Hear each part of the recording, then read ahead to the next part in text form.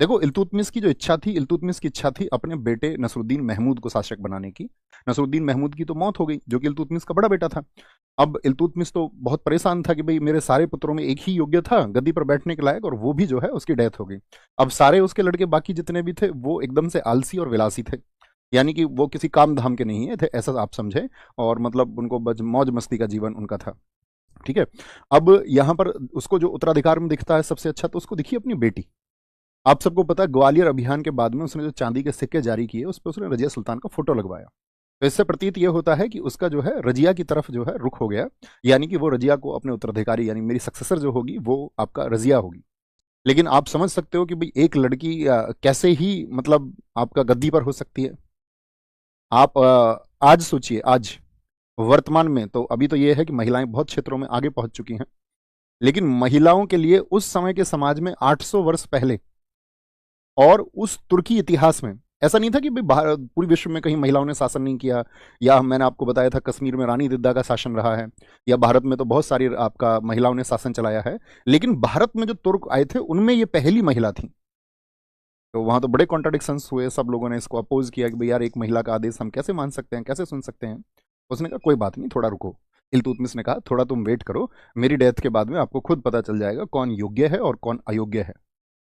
कुछ लोग तो रजिया के पक्ष में थे, और कुछ लोगों ने बोला नहीं हम महिला का आदेश का पालन नहीं करेंगे। कुछ जो लोग थे वो किधर चले गए, तो उनको लगा कि रुकनुद्दीन फिरोज का बेटा है और ये ज्यादा मतलब आपका योग्य शासक नहीं है, तो अगर इसको गद्दी पे बिठा दें तो रूल तो हमारा ही रहेगा, शासन तो हमारा ही चलेगा। तो उन्होंने इसको क्या किया, रुकनुद्दीन फिरोज को इल्तुतमिश की डेथ के नेक्स्ट डे ही, अगले ही दिन इसको गद्दी पे बिठा दिया। ठीक है। अब विद्रोह हुआ वहां पर, थोड़ा बहुत हुआ, लेकिन कहते हैं कि जो ज्यादा ताकतवर सरदार थे वो रुकनुद्दीन फिरोज के पक्ष में हो गए, क्योंकि रजिया के तो अंडर में शासन उनको करना पड़ता। बात क्लियर है क्यों रुकनुद्दीन फिरोज को बिठाया गया और क्यों रजिया की जो इल्तुतमिश की इच्छा थी उसको फॉलो नहीं किया गया, क्योंकि इल्तुतमिश की तो डेथ हो चुकी है। अब इसकी माँ जो है ना, ये शाह तुर्कान, शाह तुर्कान दरअसल में ये आपका मतलब अगर मैं आपको बताऊं एक दास थी, शुरुआत में एक दासी थी। क्योंकि इल्तुतमिश के समय क्या हो गया, इल्तुतमिश ने पूरी दुनिया से जो सुंदर स्त्रियां थी उनको उठा करके अपने हरम में रखवाया था। प्राचीन काल में आप शासकों को देखोगे तो उनके समय पर हरम हुआ करता था। हरम का मतलब है वो सुंदर स्त्रियों को बंद करके रखते थे। ठीक है। एक बड़ा एक स्थल बना करके, और उसमें जो है बहुत कम लोग ही आ जा सकते थे। कम लोग का मतलब है, जैसे मैं आपको बताऊं, इल्तुतमिश के हरम में सिर्फ और सिर्फ जाने की इजाजत थी इल्तुतमिश के अलावा कभी कभार किसी चिकित्सक को, अगर किसी महिला को दिक्कत हुई, या फिर रजिया वहां पर जा सकती थी। इल्तुतमिश के बेटे भी हरम में नहीं जा सकते थे।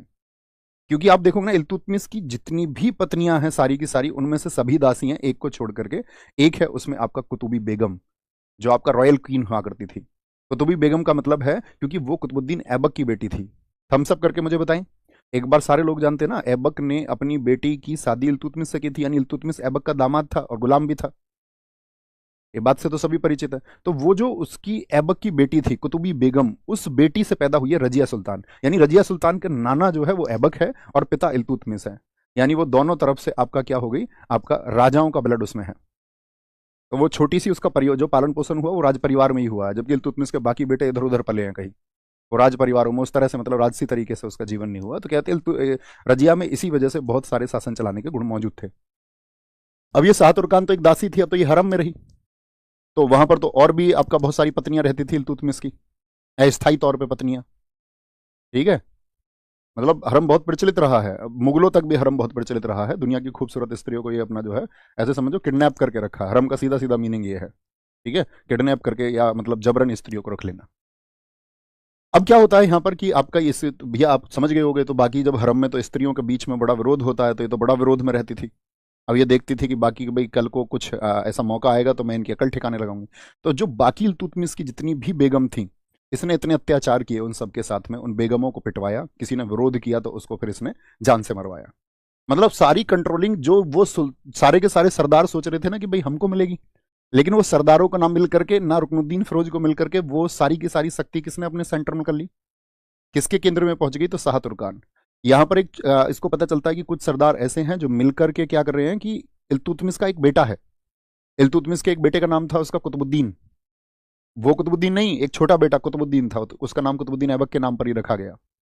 तो जैसे ही पता चलता है शाह तुर्कान को कि इल्तुतमिश के छोटे बेटे को राजा बनाना चाह रहे हैं और इसको हटाएंगे मेरे बेटे को, तो उसने उस कुतुबुद्दीन को भी मरवा दिया। तो मतलब बहुत विरोध हुआ फिर इसका कि भाई ये तो मतलब चीज़ें उल्टी ही हो गई, इससे ठीक तो रजिया को ही बना लेते। कुछ लोगों के मन में ये मतलब थॉट प्रोसेस में ये आने लगा। लेकिन जगह जगह भी भारत में क्या था उनका, जैसे लाहौर है, बदायूं है आपका, या एक हांसी हुआ करता था उस समय पे, और मुल्तान, ये चार जगह जो मैंने लिया, इन चार जगह के प्रांतीय इक्तदारों ने क्या कर दिया, वो उसको अपोज कर दिया कि भाई इसको तो जो है गद्दी पर नहीं रहने दो, और वो सब दिल्ली की तरफ चल दिए अपना इकट्ठा होके, भाई इसको हटाएंगे वहां जाकर के, फिरोज को और इसकी माँ को भी हटाएंगे। अब इस टाइम पे ये निकल गया आपका उनके विद्रोह को दबाने, तो ये दिल्ली में नहीं है। अभी इस समय पर फायदा उठाया रजिया सुल्तान ने। रजिया सुल्तान आपका शुक्रवार के दिन, यानी जिस दिन आपका जुमे की नमाज पढ़ी जाती है, उस दिन वो घोड़े पर बैठी और उसने लाल कपड़े पहने। रजिया सुल्तान एक बेहद मतलब सुंदर स्त्री थी। उसके बारे में हर एक इतिहासकार ने यह कहा है कि रजिया बेहद सुंदर थी। रजिया को ध्यान से मत देना, मेरी बात सुनना ध्यान से, मैं क्या बोलता हूँ, रजिया के आगे ही खड़ा हो जाता हूँ मैं। तो उसने क्या किया कि लाल कपड़े पहने और वो पहुंच गई आपका जहां पर नमाज पढ़ी जा रही थी दिल्ली में, तो मस्जिद के सामने पहुंच गई। चलो, तो वहां जाकर के वो लोगों से अपील करती है। अब वो अपील क्या करती है, अपने पिता की इच्छा बताती है पहले तो, कि भाई मेरे पिता की इच्छा ये थी कि भाई मुझको गद्दी पर बिठाया जाए, और ये कैसा शासन है, ये कैसी दिल्ली है कि मेरी पिता की इच्छा का पालन, इसके दिल्ली के सुल्तान की इच्छा का पालन तुम लोग तक नहीं कर पा रहे हो। और वहां राज दरबार में इतने अत्याचार हो रहे हैं, राजा के परिवार के बच्चों को मारा जा रहा है, गरीबों को पीटा जा रहा है, जो वहां पर दासियां हैं उनके साथ में अत्याचार हो रहे हैं। तो जब उसने ये भाषण दिया, कहते हैं कि रजिया का सुंदर रूप देख करके वहां जितने भी युवा थे वो सब रजिया के साथ हो गए। मतलब कुछ भावनात्मक रूप से, कुछ सौंदर्य की वजह से। लड़के, नए नए लड़के, अब कहते हैं कि वहां पर तो कुछ बुजुर्ग थे, वो ये कह रहे थे, लाली घर की लड़ाई है तुम्हारी की यहाँ की बात कर रही हो तुम, घर का मैटर घर में सुलझाओ, यहाँ लोगों को क्यों भड़का रहे हो, वो भी राजा के खिलाफ भड़का रहे हो, गलत बात है। लेकिन वो कहते हैं कि अपना स्पीच देती रही और हाथ में उसने तलवार ले रखी थी। अब तो भैया उसके साथ में फिर खबर फैली, तो लोग किले पर इकट्ठा होने लगे, लोग दरबार में पहुंच गए दिल्ली। और कहते धीरे धीरे वो संख्या बढ़ी, तो उन्होंने फिर जो अंगरक्षक वहां पर खड़े थे सिक्योरिटी के लिए, तो फिर उनका खौफ उनके अंदर नहीं रहा और वो तोड़ करके अंदर पहुंच गए। अंदर पहुंच गए और दिल्ली के, स्टेटमेंट आता, दिल्ली के मंचलों ने शाह तुर्कान की गर्दन काट ली। अब शाह तुर्कान की गर्दन काट ली तो वो कहां पर है आपका फिरोज, फिरोज चला है कहां से आपका, वो तो एक विद्रोह को दबाने गया था, फिरोज वापस आया। अब यहाँ पर फिरोज जो है वो भी क्या करता है कि भाई हम भी सामना करेंगे चल करके, लेकिन इसमें क्या होता है फिर आकर के जनता इतनी उत्साहित थी कि फिरोज को भी मार दिया गया। तो कहने का मतलब है फाइनली कौन आ गई, रजिया सुल्तान आ गई, रजिया सुल्तान। ठीक है, कोई दिक्कत कोई परेशानी, मतलब वो टेक्निकल थी। अब ऐसे मत समझ लेना तुक्के से कभी ये समझने लग जाओ कि भैया अपने सौंदर्य की वजह से रानी बन गई, नहीं। जो इसके खिलाफ जितने भी आपके इक्तदार थे, जैसे बदायूं के इक्तदार को इसने अपनी तरफ कर लिया, जो विरोध उठ रहा था उसने उसको क्या कर लिया, अपनी तरफ कर लिया, मतलब बहुत सारे सरदारों को। और साथ में सब लोगों के अंदर एक छवि भी बन गई थी रजिया को, क्योंकि रजिया जब स्पीच देती है दिल्ली में लोगों के सामने, तो वो ये कहती है कि अगर मैं योग्य शासिका सिद्ध नहीं हुई तो मेरी गर्दन काट देना, यानी मुझे शासन से हटा देना। अब यहाँ पर 3 स्टेटमेंट पूछे गए यूजीसी परीक्षा नेट एग्जाम में, कि उसने इस तरह का स्टेटमेंट दिया था, उस स्टेटमेंट को लिखा, मैं आपको दिखाऊंगा उसको। ठीक है, एक ये है कि जब उसने ये स्टेटमेंट दिया तो जो तुर्की मुसलमान थे उनकी उदारता दिखी और उन्होंने एक महिला को अपनी शासिका मान लिया। भाई एक्सेप्ट किया ना, तभी तो रजिया गद्दी पे आई, तभी तो लोगों ने उसका साथ दिया, तो मन से एक्सेप्ट कर लिया। आप कहेंगे हाँ जी। और तीसरा बिंदु ये आता है इसमें, आप इसको सोचिए कि तीसरे बिंदु में ये आएगा कि भाई अगर लोग उसको सपोर्ट कर रहे हैं, यानी कि जनता का प्रतिनिधित्व तो बढ़ा या नहीं बढ़ा, ये मुझे बताएं, हाँ या ना। आप कहेंगे हाँ जी, तो जनता का पार्टिसिपेशन बढ़ा है ना, जनता के सहयोग से बनी है, तो उसको जनता की चीजों का ध्यान रखना पड़ेगा। अब पहले क्या होता था कि लोग बहुत विरोध करते थे शासकों का, इतने अत्याचारी शासक थे, लेकिन रजिया ने लोगों की सोच और समझ का ध्यान रखा। तो ये कहते हैं कि रजिया को इंटरनली तो कोई हरा नहीं सकता था, मतलब दिल्ली के अंदर तो उसके खिलाफ षड्यंत्र हो नहीं सकते थे, क्योंकि अब लोग उसके पक्ष में हो गए थे। अगर कोई अगर कानाफूसी करके उसके खिलाफ कोई बात भी करता है, या सरदार कुछ अभियान चलाते या किसी से कहते, तो सीधी सी स्वाभाविक सी बात है, वो बात रजिया तक पहुंच जाती, क्योंकि वो लोगों के सपोर्ट से बनी है। देखो, बिना युद्ध के बनी है, बिना सीधे युद्ध के बनी है, और वंशानुगत तरीके से भी नहीं बनी है, क्योंकि उसको सपोर्ट किसका है, लोगों का, और जनता की शक्ति सबसे बड़ी शक्ति। ठीक है, तो यहाँ पे क्या हो जाता है कि भाई ये जो सारे के सारे सरदार हैं ये बोलते हैं कि ठीक है, हम तो अब रजिया के साथ होने में ही हमें फायदा है। तो क्योंकि रजिया उनको फिर मीटिंग करके प्रॉमिस भी देती है कि ठीक है चाचा, तुम्हारी भी शक्ति बनी रहेंगी, कोई दिक्कत नहीं है, तुम बढ़िया तरीके से रहना। तो उस समय पर वो क्या करते हैं, उसको समर्थन दे देते हैं। जब उसने देखा कि कुछ लोग विरोध कर रहे हैं कि स्त्री होने का, और मतलब ये समझिए तुम, आज भी समाज बहुत विकसित हो गया है, और बाबा साहब भीमराव अम्बेडकर जी ने एक स्टेटमेंट दिया था कि किसी समाज की उन्नति अगर आपको देखनी है तो आपको यह देखना है उस समाज में महिलाओं की स्थिति कैसी है। अगर उस महिला की स्थिति उस समाज में एक शैक्षणिक स्तर की है, उसके बौद्धिक स्तर उच्च हैं, तो वो समाज उन्नति कर चुका है। और अगर ऐसा नहीं है तो वह समाज सिर्फ आडंबर करता है। समझ पा रहे हैं? ये बहुत बड़ा स्टेटमेंट है। तो लोगों का थॉट प्रोसेस ऐसा ही था कि भाई महिलाएं नहीं होनी चाहिए। अब रजिया चूंकि गद्दी पर आ गई, इंटरनल चीजों को उसने मजबूत कर लिया, तुर्की जो सरदार थे उन्होंने भी उसको सपोर्ट कर दिया। तो इसने क्या बोला कि भाई मेरे पीछे जो लोग ये बोलते हैं कि एक लड़की शासिका नहीं हो सकती, तो इसका कारण क्या है? हम सबके पास बराबर दिमाग है, हम लोगों के पास दो आंखें हैं, ठीक है, हाथ हमारे पास हैं। तो उन्होंने कहा कि भाई ये जो ड्रेस सेंस है ना महिलाओं का, ये बुर्का त्यागना होगा। तो उन्होंने सबसे पहले जो महिला वस्त्र थे वो त्यागे और पुरुषों की भांति वस्त्र पहनने शुरू किए। पहले तो इसने जो सरदार थे उनको कह दिया कि ठीक है तुम मेरे फेवर में हो जाओ, चाचा जान तुम्हारी हेल्प करेंगे, तुमको शक्ति देंगे। अब चाचा जान को ये थोड़ी ना पता था कि लड़की कितने तेज दिमाग की है। अब उन्होंने कहा कि भाई एक काम करो, अभी एक अलग से एक ऑर्गेनाइजेशन बनानी पड़ेगी। उस ऑर्गेनाइजेशन में नए अपॉइंटमेंट होंगे, कुछ उन नए लोगों को शक्ति दी जाएगी और धीरे धीरे क्या होगा, इन तुर्क सरदारों की तुर्क चहलगानी की शक्ति थोड़ी कमजोर करनी पड़ेगी।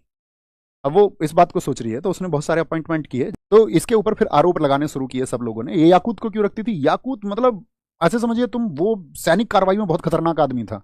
एक तरफ 100 लोग और एक तरफ आपका याकूत, इतना खतरनाक लड़ाका था वो। अब रजिया जब घोड़े पे चलती थी तो रजिया के पीछे जो घोड़ा रहेगा वो किसका रहेगा? याकूत का। कोई मंत्री, कोई सरदार, कोई किसी को इजाजत नहीं थी रजिया के घोड़े और उसके घोड़े जब चल रहे हैं तो बीच में कोई और आ जाए या बराबर में भी कोई आ जाए, आगे रजिया पीछे याकूत। अब जब रजिया घोड़े पर बैठती थी तो वो उसकी हेल्प कर देता था थोड़ी सी कि आप बैठ जाओ। और जब भी साया वही है, उसकी परछाई है वो। तो लोगों ने बोला इन दोनों का अफेयर है, बोले इन दोनों का चक्कर चल रहा है। और बोले ये तो रजिया कह रही थी जनता की चीजों को ध्यान में रखूंगी।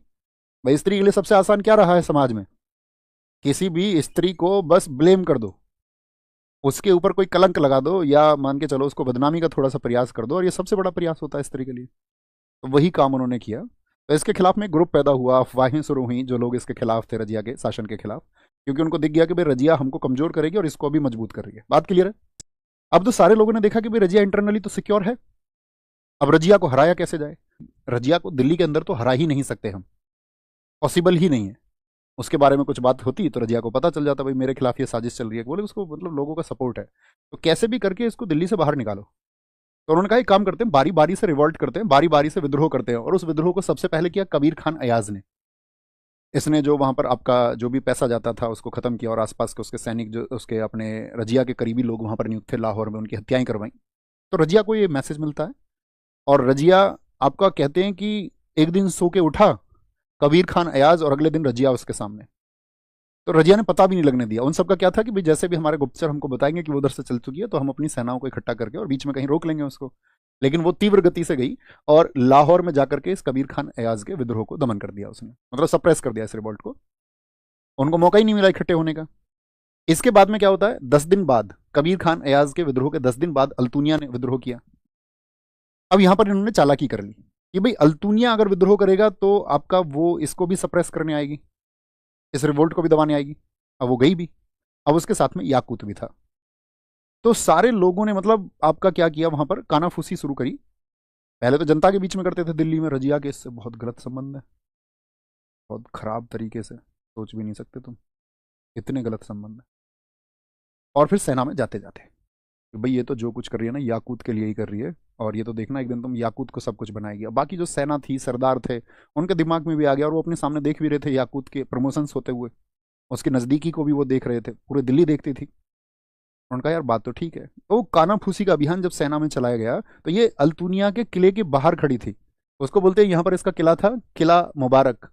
जैसे एसएससी सीजीएल ने पिछले वर्ष एक क्वेश्चन पूछा कि रजिया सुल्तान को किस किले में कैद करके रखा गया था, किला ए मुबारक या किला मुबारक बोलते हैं। तो किला मुबारक के बाहर में उस विद्रोह को दबाने इसकी सेना खड़ी थी, लेकिन इसकी सेना तो आपस में ही लड़ गई। सेना में इतना विद्रोह हो गया, सेना आपस में लड़ गई और याकूत मारा गया। तो यहीं पर क्या हुआ था, यहीं पर साथी क्या हो गया था, किला मुबारक के पास में याकूत मारा गया, याकूत मारा गया। अब क्या था, अब तो सेना हावी हो गई और इसको अल्तुनिया ने क्या कर लिया, यहीं पे आपका किला मुबारक में रजिया को कैद कर लिया, रजिया को कैद कर लिया। रजिया गुंडों में फंस गई, कैद कर लिया, इसी को कहा जाता है रजिया वाज अरेस्टेड, इसको अरेस्ट कर लिया गया। और अरेस्ट करने के बाद में देखो इस सब का जो मतलब सूत्रधार है, मैं ये कहूँ कि तीनों लोगों में कौन कामयाब हुआ, तो ये इसका ऐसे समझो, ये लीडर है इनका। कौन लीडर था? अमीर हाजिर एतगीन इनका लीडर है। बात क्लियर है? तो रजिया वहां पर कैद है। अब सारे लोग खुश हैं, जितने भी तुर्क सरदार थे भी, फिरोज पहले मारा गया, रजिया आपका फंस गई। अब तो भाई हम अपने तरीके से शासन चलाएंगे। तो यहाँ पर जो एतगीन है ये बहुत चालू किस्म का आदमी है। इसने कहा अगला राजा कौन बनाया जाए, भाई कोई तो चाहिए दिल्ली में राजा। और दिल्ली के जो सुल्तान है वो आपस में अपने पार्टी वार्टी शुरू कर दी उन्होंने, चीयर्स करके, और उन्होंने तो शुरू कर दी अपनी पार्टी वार्टी कि भाई अपनी दिल्ली तो अब अपनी है, अब तो कोई दिक्कत ही नहीं है। अल्तुनिया को कुछ नहीं मिला और उनकी पार्टी चल रही थी उधर। जब इसको कैद कर रखा था, तो लगभग ये 2 महीने कैद रही रजिया सुल्तान यहाँ पर, और उस समय पर वो पदों का वितरण हो गया। तो वो कहानी मैंने इसीलिए वहां पर पूरी की। तो ये रोज जाता देखने रजिया सुल्तान को, रजिया सुल्तान सुंदर तो थी ही, और इसको कैद करके रखा हुआ। बाकी तुर्क सरदारों ने कहा इसको कैद करके रखना है अभी, ठीक है। और एक बार तो कहते हैं कि भाई दिल्ली से मैसेज भी आया कि भाई रजिया सुल्तान को मार दो, लेकिन अल्तुनिया ने नहीं मारा। कहते हैं अल्तुनिया को प्यार हो गया रजिया सुल्तान से। अब प्यार तो भैया बड़ी चीज़ है, उससे बड़ी चीज़ दुनिया में कोई है ही नहीं। मैंने आपको क्या कहा, ईश्वर को प्राप्त करने का मार्ग प्रेम है, और जो ईश्वर को प्राप्त करने का मार्ग हो उससे बड़ा कोई, मतलब दुनिया में उससे बड़ी कोई चीज़ हो नहीं सकती। अब रजिया जांच की इस बात को, अच्छा लड़का प्रेम में है, लड़की ये देख करके कि लड़के प्रेम में है, उसको फिर कोई भी दिशा दे सकती है, आबादी बर्बादी, जो चाहे वो चाहे। तो उसने देखा कि ठीक है इसको बोलते हैं। वो आया एक दिन उसके सामने, तो उसने चुपचाप, उसको देखता तो रहता ही था, भाई खूबसूरत है। रजिया सुल्तान ने भी अपने इधर उधर बाल वालों में हाथ मार के उसकी तरफ आंख मार दी एक बार। भाई साहब ये समझो, आपका पूरे पंजाब में अगर उस समय पर सबसे खुश आदमी कोई था तो वो अल्तुनिया था। और उसने कहा जिंदगी बन गई, जन्म ही इसलिए हम तो पैदा ही इसलिए हुए थे, क्योंकि मनुष्य जब प्रेम में होता है तो उसके लिए फिर दुनिया तो कुछ बचती नहीं है ना।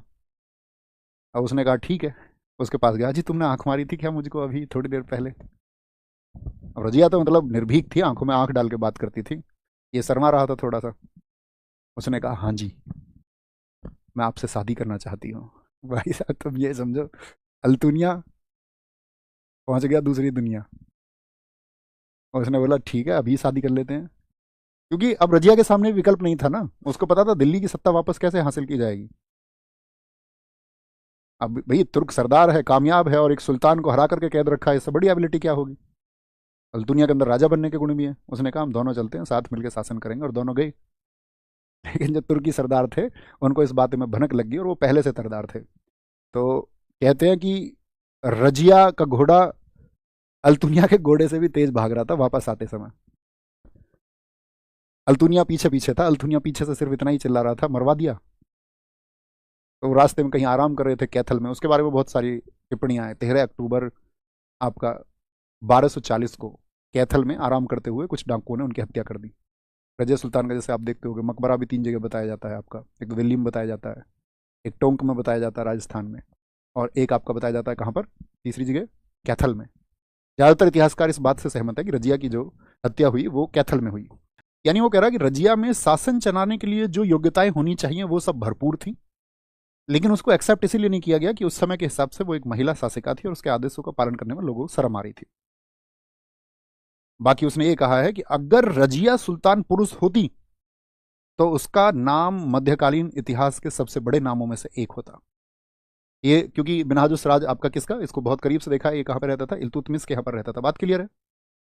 बात भाई साहब क्लियर है? ये सारी चीजें क्लियर है। रजिया सुल्तान के बाद में गद्दी को किस पे बिठाया गया? बहराम साहब। ओके, तो ख्याल रखिए अपना, बहुत सारा अच्छे से जश्न मनाएं।